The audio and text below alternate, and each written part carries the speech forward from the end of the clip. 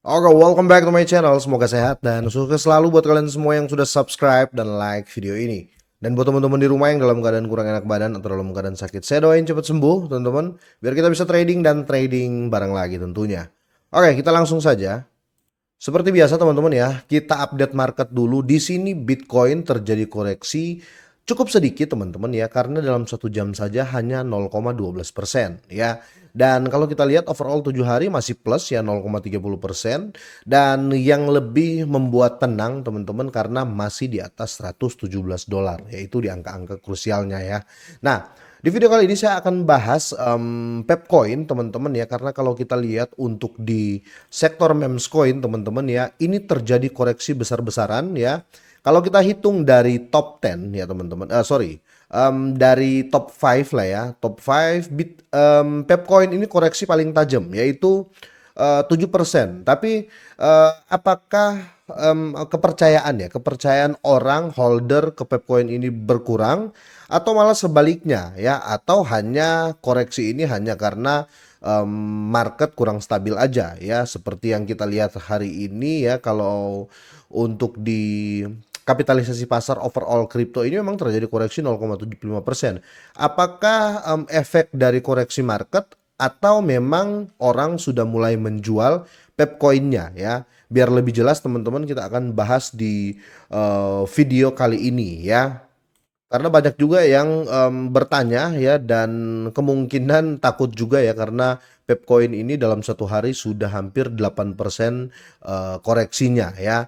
Kita coba lihat dari trading view ya, seperti apa Pepcoin, apakah akan terjadi pembalikan nanti atau akan terus koreksi. Kalau kita lihat dari trading view teman-teman ya, chartnya ini kelihatan banget ini sangat penurunan tajam, tetapi ini di time frame 1 hour atau di 1 jam. Kalau kita pindah ke daily teman-teman ya, tidak securam itu ya, karena semenjak kenaikan dari tanggal 22 Juni teman-teman ya, kenaikannya signifikan. Setelah itu terjadi koleksi yang cukup dalam di tanggal 23 Juli ya. Masuk ke 24 Juli teman-teman terjadi penurunan lagi, tetapi di reject ya. Setelah itu dia terjadi sideways sekitar 3 hari, dan setelah tingginya di minggu ini tanggal 27 teman-teman, langsung terjadi koreksi cukup dalam di sini ya, sampai di sini di 28 Juli ya. Dan opennya di sini mulai ada hijau kecil di sini ya. Kemungkinan teman-teman ya, ini masih akan tetap terjadi koreksi ya, karena kalau kita lihat trennya mulai tren turun ya.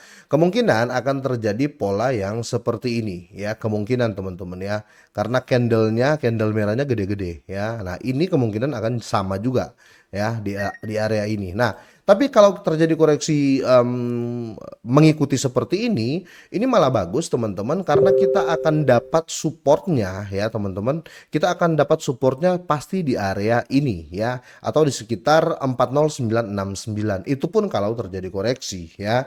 Karena kalau kita lihat ya, terdalamnya itu di tanggal 22 Juni ya, tepatnya di 50843 ya, di sekitar sini kira-kira seperti itu ya.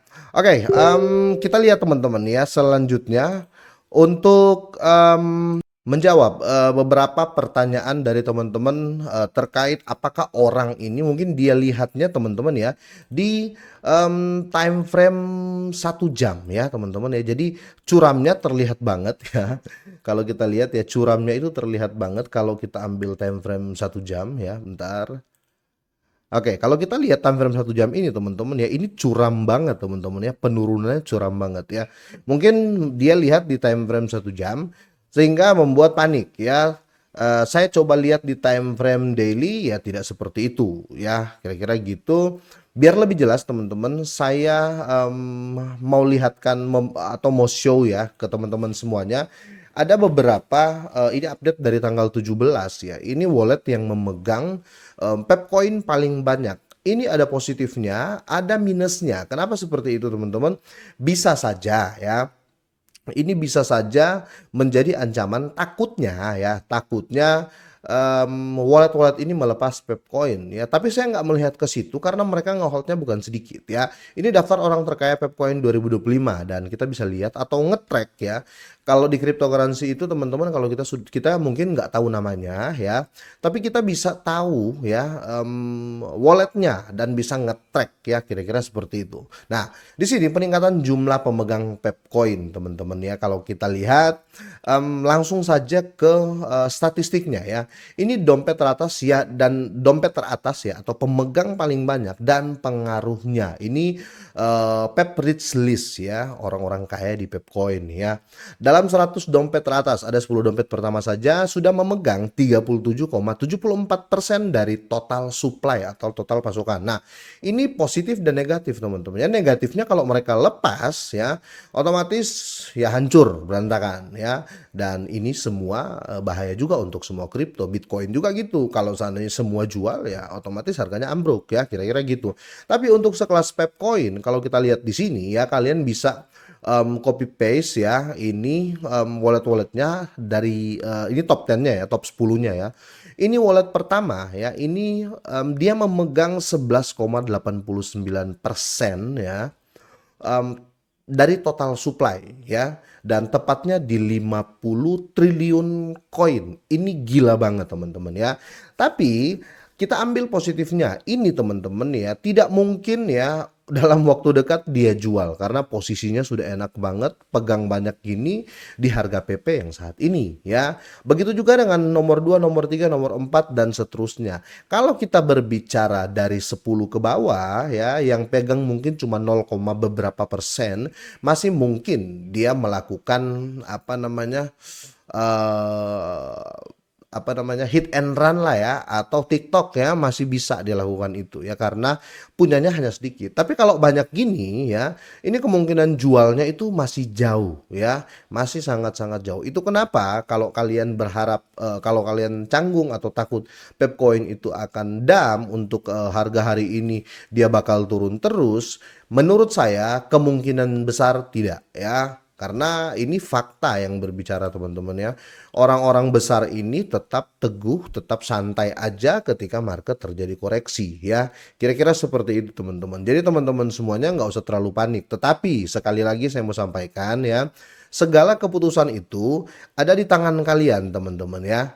Jadi kalian mau beli lagi silakan, enggak juga enggak apa-apa ya, karena selalu saya katakan Pepcoin ini jangka panjang. Jangan kalian pernah berharap wah saya beli sekarang besok jadi miliarder. Tidak teman-teman ya.